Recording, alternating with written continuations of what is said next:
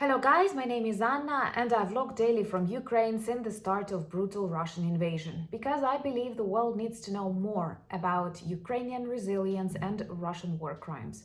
So if you support Ukraine, please subscribe. That is the easiest way to demonstrate your solidarity and also to spread information, because we need your support. We are grateful for your support, and I believe that much of global future is decided right now in this truly civilizational battle between good and evil. And today karma actually reached Russians because they had a very serious explosion on a military plant. And those of you who follow me for some period of time know that I love recording such vlogs.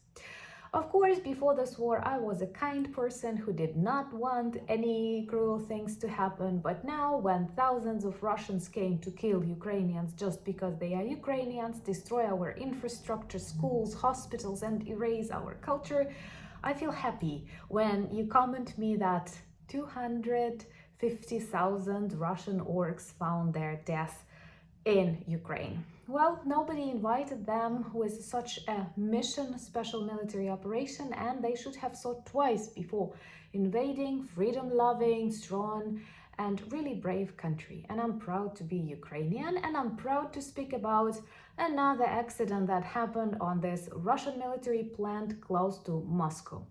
So let's sum up positive news in this event.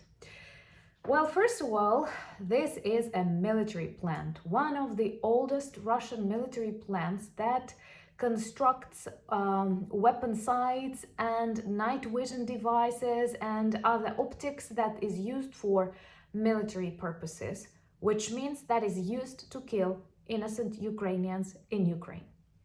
So the destruction of such plant will definitely result in, first of all, losses of millions of dollars, and secondly, of the equipment that Russian orcs need to terrorize the world, which is victory number one. Victory number two, it happened close to Moscow in a neighborhood town, and total evacuation of people was organized because the explosion was serious and perhaps it could continue for a certain period of time, and they needed to evacuate people. And of course, this all will appear in Russian news. This all will be associated with Moscow, and we very vividly observe how war comes on Russian territory, and it always happens like that with invaders.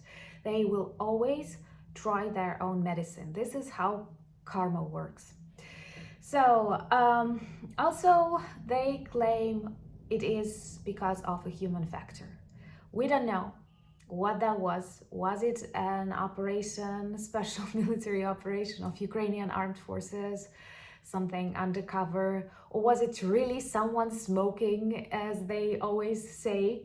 But both variants are good, because the first one demonstrates that we are working really well and our intelligence services develop strong plans and tactics.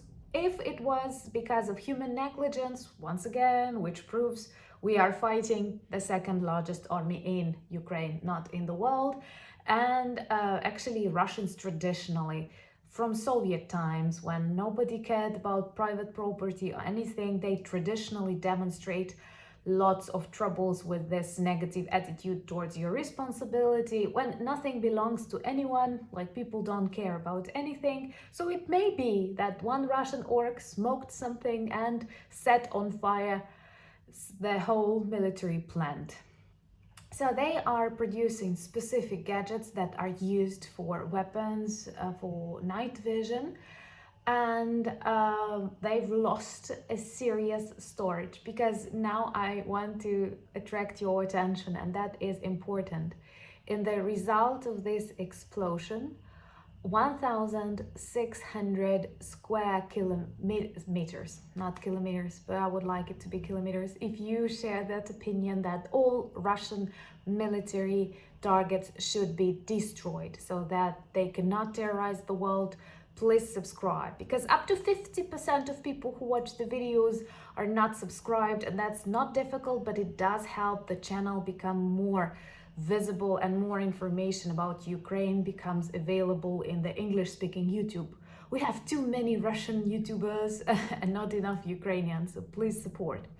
So 1,600 square meters burnt out, destroying these valuable and really expensive devices that they use to terrorize the world.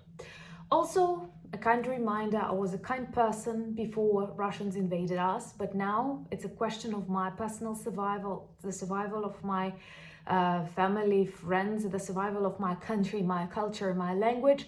So I don't care how many Russian workers of a military plant who pretty well realized what they were doing were injured or died in the result of this explosion. Because I have this very simple system of judgment. All of those who support with money or their labor or their spirit war in Ukraine must be punished, either by Ukrainian armed forces or by God.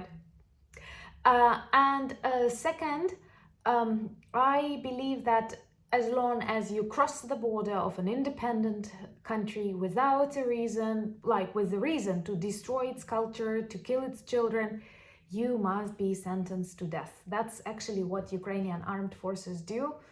And we had like 250,000 dead Russian soldiers. What's the purpose of their visit to Ukraine? Total nonsense. But somehow they are not active in Russia, they are not building their civil society, they are not protesting, they are not changing presidents, they are accepting and kind of liking this. So, like, you have to be ready that if you like this war, if you like the idea of invasion, war comes to your territory too. And since recently, more and more explosions are heard on Russian territory and even in Moscow. And as a bonus to our positive video, Russian helicopter was also hit and destroyed by Ukrainian armed forces today. So, no one could have imagined at the beginning of Putin's blitzkrieg that explosions will be heard all over Moscow, all over Bryansk, Kursk, Belgorod, and what is important, even like I was very skeptical about the possibility to return Crimea, which is Ukraine, which belongs to Ukrainian, Crimean Tatars and the world, not to Russian military bases. And now I feel it's very real. If you agree with me and you're not yet subscribed, please subscribe. And today I am actually living for Lviv.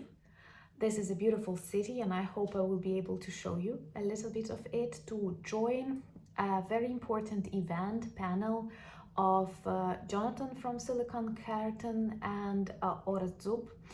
You can check Silicon Curtain channel and there you will find a link. Tomorrow we will be working online, streaming, attracting attention to Ukraine and our future victory and challenges that we encounter on the way. So please join us and I will leave a link to the event below this video. Thank you so much for buying me coffees, becoming my patrons. Thank you for subscribing on my Instagram, Threads, Twitter and Discord. I'm everywhere on the social platforms and I share different messages, so please subscribe. Introduce yourself to our merch. Our t-shirts and cups, they do work as conversation starters and they can tell you many interesting stories about Ukrainian culture and Ukrainian resilience. And please let me know, would you like to have a stream this Sunday, not Saturday, because Sunday is my birthday. So would you like to spend an hour or an hour and a half with me streaming on my birthday? Let me know please in the comments below. And we can celebrate not my birthday. I'm not going to be super excited. This is the first birthday without my mom, so I'm definitely not going to be very happy, but we can celebrate explosions in Moscow and Crimea and the strengths and resilience that Ukraine and its allies demonstrate. Thank you so much for your support. Slava Ukraini!